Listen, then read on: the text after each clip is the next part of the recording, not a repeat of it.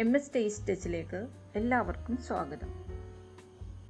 ഇന്ന് നമ്മൾ ഉണ്ടാക്കുന്നത് വളരെ ഔഷധ ഗുണമുള്ളതും കർക്കിടക മാസത്തിലും അതുപോലെ പ്രസവരക്ഷാ മരുന്നായും ശരീരവേദനയ്ക്കും നടുവേദനയ്ക്കുമൊക്കെ കഴിക്കാൻ പറ്റിയ നല്ലൊരു ഉലുവ ലേഹ്യമാണ്.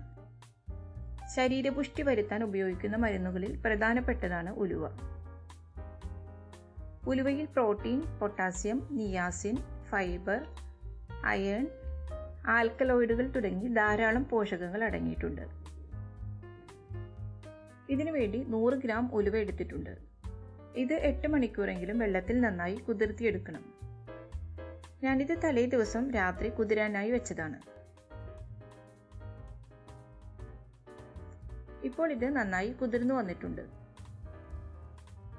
ഇനി വേണ്ടത് 1 ടീസ്പൂൺ നല്ല ജീരകം, 1 ടേബിൾ സ്പൂൺ കുരുമുളക്,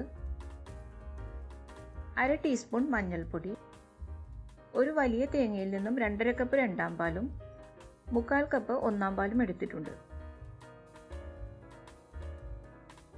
നെയ്യ് 3 ടേബിൾ സ്പൂൺ, 1/4 ടീസ്പൂൺ ഉപ്പ്, കരിപ്പെട്ടി ഇത് 500 ഗ്രാം ഉണ്ട്. ഇതിൽ കരിപ്പെട്ടിയാണ് നമ്മൾ ചേർക്കുന്നത്. ഇത് പച്ചമരുന്ന് കടകളിലൊക്കെ സാധാരണയായി കിട്ടുന്നതാണ്. കിട്ടിയില്ലെങ്കിൽ ശർക്കര ചേർത്താലും മതി.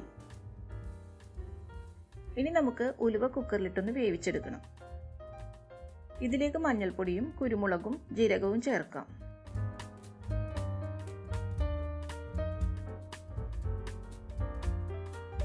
മുക്കാൽ കപ്പ് വെള്ളവും കൂടി ചേർത്ത് ഇതൊന്ന് വേവിച്ചെടുക്കാം.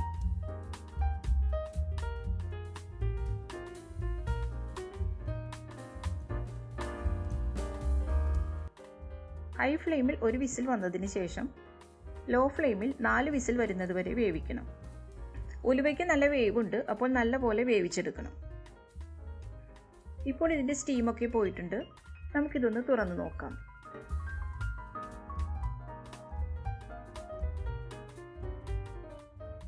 ഇതിലെ വെള്ളമൊക്കെ വറ്റി ഉലുവ നന്നായി വെന്തിട്ടുണ്ട്. ഇത് ചൂടാറിയതിന് ശേഷം അരച്ചെടുക്കണം. ഇപ്പോൾ ഇതിൻ്റെ ചൂടൊക്കെ നന്നായി ആറിയിട്ടുണ്ട്. ഇനി നമുക്ക് മിക്സിയിലിട്ടൊന്ന് അരച്ചെടുക്കാം. തേങ്ങാപ്പാലിലാണ് നമുക്ക് ഉലുവ അരച്ചെടുക്കേണ്ടത്. ആവശ്യത്തിന് രണ്ടാം പാൽ ചേർത്ത് അരച്ചെടുക്കാം. 1-2 പ്രാവശ്യമായിട്ട് അരച്ചെടുത്താൽ മതി. ഇനി നമുക്ക് ഈ കരിപ്പെട്ടി ഒന്ന് മെൽറ്റ് ചെയ്തെടുക്കാം. ഇതിലേക്ക് 1/2 കപ്പ് വെള്ളമൊഴിച്ച് മെൽറ്റ് ചെയ്യാം.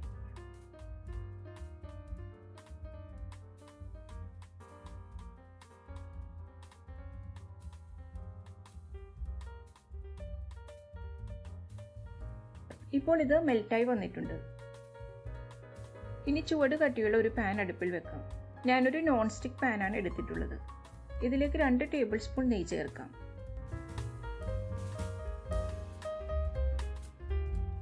നെയ്യ് മെൽറ്റായിട്ടുണ്ട്. ഇതിലേക്ക് നമുക്ക് അരച്ചു വെച്ചിരിക്കുന്ന ഉലുവ ചേർക്കാം. കരിപ്പെട്ടി മെൽറ്റ് ചെയ്തത് ഇതിലേക്ക് അരിച്ചൊഴിച്ചു കൊടുക്കാം.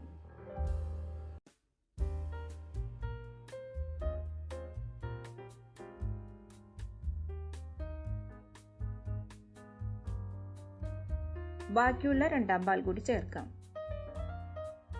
ഇത് നന്നായിട്ട് മിക്സ് ചെയ്തെടുക്കണം. കട്ടയൊക്കെ ഒന്ന് ഉടച്ചു കൊടുക്കാം. നന്നായിട്ട് ഇളക്കി കൊടുക്കണം. കൈവിടാതെ തന്നെ ഇളക്കി കൊടുത്ത് വറ്റിച്ചെടുക്കണം. പ്രസവശേഷം ശരീരം നന്നാവാനും മുലപ്പാൽ വർദ്ധിക്കാനുമൊക്കെ ഉലുവ ലേഹ്യം നൽകാറുണ്ട്. അതുപോലെ ശരീരവേദന, നടുവേദന, പുറം വേദന, ജോയിന്റുകൾക്കുണ്ടാകുന്ന വേദനകൾക്കൊക്കെ വളരെ നല്ലൊരു മരുന്നാണിത്. ഇപ്പോൾ ഇത് നന്നായി വറ്റി വന്നിട്ടുണ്ട്. ഇനി നമുക്ക് മധുരം ഒന്ന് ബാലൻസ് ചെയ്യാൻ വേണ്ടി 1/4 ടീസ്പൂൺ ഉപ്പ് ചേർക്കാം. ഒന്നാം പാൽ കൂടി ഒഴിച്ചു കൊടുക്കാം.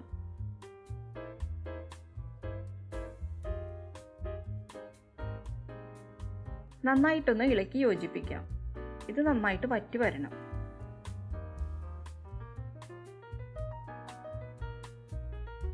ഒരു ടേബിൾ സ്പൂൺ നെയ്യ് കൂടി ചേർക്കുന്നുണ്ട്.